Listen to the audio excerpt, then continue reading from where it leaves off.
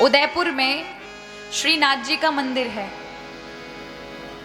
वहां एक दिव्य भक्त थे, बड़े सेठ थे, और उनका प्रतिदिन का ही ये एक नियम था कि बाहर, मंदिर के बाहर जितने माली थे, जिसका ज्यादा सुंदर फूल माला लगता वो ठाकुर जी को अर्पण करते।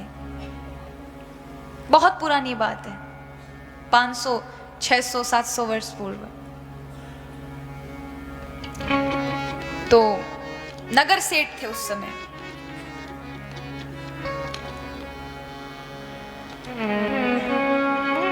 दो 300 वर्ष पुरानी बात है। हमारे गिरिराज जी से निकल के ही श्रीनाथ जी उदयपुर गए। तो वहीं पर एक सेठ थे, नगर सेठ। तो ये नगर सेठ जो थे, इनका ये कार्य था कि ये सुबह सुबह श्रीनाथ जी के दर्शन पाते थे। और आज भी श्रीनाथ जी के मंदिर में महाराज, आज भी ब्रजवासियों की सेवा है। ब्रजवासी ही जाकर ठाकुर जी को भोग लगाएंगे, ब्रजवासी ही ठाकुर जी को सेवा देंगे। ठाकुर जी का कहना है, ब्रजवासी बल्लभ मेरे प्राण आधार। ठाकुर जी की प्रतिज्ञा है, जब ब्रज से जाते उन्होंने कहा, ब्रजवासी कौन है? मेरे प्राण आधार है। इनको अगर किसी ने भी कष्ट दिया या इतना सा भी इनको थोड़ा सा भी कष्ट हुआ तो ठाकुर जी का मैंने अपराध कर दिया। तो आज भी गिरिराज जी की तलहटी के पास श्रीनाथ जी का मंदिर है, जहां से श्रीनाथ जी उदयपुर गए थे। आज भी रात्रि में श्रीनाथ जी गिरिराज जी में ही विश्राम करते हैं। वहीं मंदिर पर ठाकुर जी को सेज लगाई जाती है। रात्रि का विश्राम श्रीनाथ जी का उदयपुर नहीं होता, कहाँ होता है? गिरिराज जी में होता है। कई बड़े बड़े महापुरुष, श्री गया प्रसाद जी महाराज, तलहटी परी महाराज की समाधि है। बहुत दिव्य संत हुए थे। ऐसे दिव्य दिव्य महान पुरुषों ने अपने कानों से घोड़ों की टाप सुबह 4 बजे के समय सुनी है। श्रीनाथ जी को जाते हुए हर दिन सुनते थे। तो वही श्रीनाथ जी के मंदिर में प्रतिदिन दर्शन करना, सबसे प्रिय माला जो लगती बस उसी को भगवान को चढ़ाना। एक दिन ठाकुर जी तो हर व्यक्ति के धैर्य की और भाव की परीक्षा लेते हैं महाराज। एक दिन आ रहे थे घर से, रास्ते में मालियों का बहुत बड़ा महाराज लाइन लगी हुई थी। पंक्ति में सारे मालियां बैठे थे, फूल लेकर सब चिल्ला रहे थे, सेठ जी मेरी माला, मेरी माला। एक माली बिल्कुल चुपचाप बैठा था, उसके पास नील कमल थे, नीले रंग के कमल। सेठ जी ने दूर से देखा, उन्होंने कहा अब तक खूब माला चढ़ाई, ये बार तो ये कमल बड़ा सुंदर लग रहा है। दूर से उन्होंने दृष्टि रही, ये श्रीनाथ जी को चढ़ाऊंगा। बस इतना ही जाने ही वाले थे, इतने में एक राजा था, राजा का बेटा राजकुमार।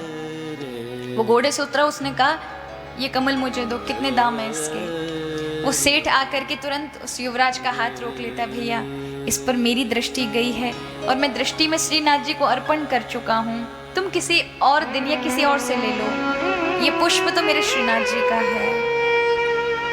वो कहने लगा नहीं, ये मैं अपनी प्रियसी को दूंगा, जिसको मैं प्रेम करता हूँ, ये मुझे प्रिय लगा इसलिए ये मेरा है। अब माली ने कहा, माली के तो मजे आ गए, मगर एक और युवराज लड़ रहा है, एक और ये सेठ जी लड़ रहे हैं। उसने कहा देखो जो ज्यादा दाम देगा कमल उसका। पूछा गया कितना दाम है?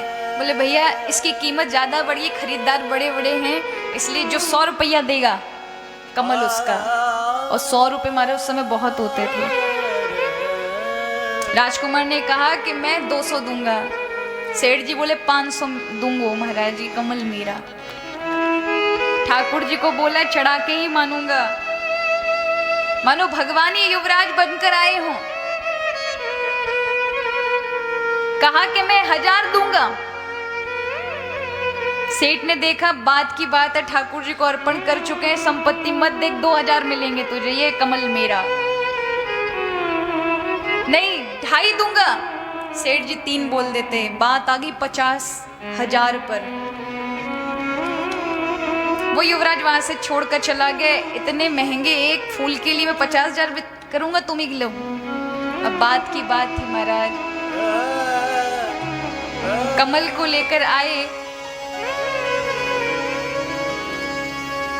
और अपनी सारी संपत्ति जोड़ करके, जितनी भी थी सारी संपत्ति में कुछ शेष रह गई, बाकी सारी संपत्ति 50,000 की, उस समय का पैसा बहुत करोड़ों रुपए में माना जाता था, उस माली को देकर कहा भैया, वो भी बड़ा आश्चर्य, नहीं महाराज ऐसा मत कहो, मैंने तो ऐसे ही कह दिया, जितना मोल है उतना दे दीजिए। नहीं भैया, बात की बात है, ले लो तुम। और वही कमल जब चढ़ाने के लिए श्रीनाथ जी के पास गए तो श्रीनाथ जी का मुकुट जो था ना, झुक गया। तो पंडित पुजारी कहने लगे शायद इनके कमल में कुछ खोट है कि इन्होंने कमल दिया, ठाकुर जी का मुकुट टेढ़ा हो गया, नीचे झुक गया। तो रो पड़े वो भक्त। तो आवाज आई गर्भगृह से, पुजारी जी ये इनके कमल का दोष नहीं, इनके कमल का भार इतना है कि इनका वो बोझा मुझसे सहा नहीं जा रहा। मैं इनके सामने नतमस्तक हूँ कि इन्होंने मेरे लिए जिस ओर दृष्टि कर ली उसके लिए अपनी सारी संपत्ति, इस कमल की कीमत जानते हो, कोई 10-5 रुपया का नहीं है, 50,000 का अपना जीवन के जो उसके पूर्वजों की कमाई थी, सब आज इस कमल के लिए, क्योंकि ये मेरे लिए मन ही मन में चढ़ा चुका था और उसके लिए इसने सारी संपत्ति न्यौछावर कर दी। मायने ये नहीं रखता कि आप भगवान को क्या चढ़ाते हैं। कहा जाता है कि परमात्मा ने ही सब कुछ दिया है, हम उनको क्या चढ़ा सकते हैं। ये वही वाली बात हुई कि जिसके द्वारा पैसा मिल रहा है उसी को पैसा दिखाना, पर नहीं, प्रेम एक अलग वस्तु है।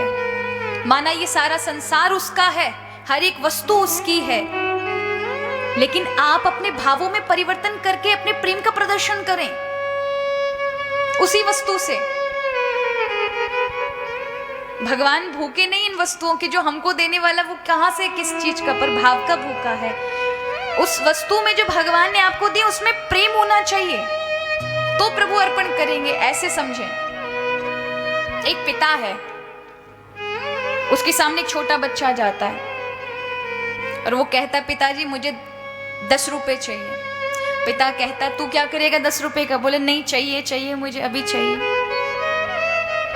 पिता ने उसको 10 का नोट दिया, वो सीधे गया दुकान पर, एक चॉकलेट लेकर आया और अपने पिता के हाथ में रखते हुए कहा पिताजी आज आपका जन्मदिन है ना, ये चॉकलेट लीजिए। पिता को कितना प्रेम होगा, भाव से भर गया, माना कि वो पैसे उसी पिता के थे, उसी का था पैसा, लेकिन उस बालक का प्रेम में परिवर्तन देखो कि उसने उसी पैसे को भगवत मेरे पिता के लिए प्रिय क्या है, आज मेरे पिता का जन्म दिवस में ऐसा क्या दूं।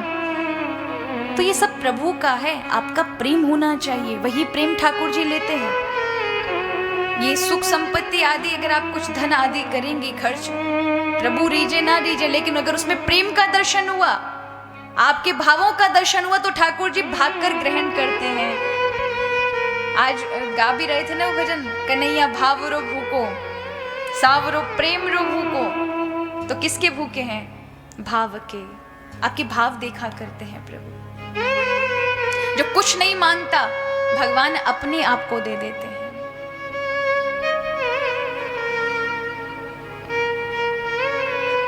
आज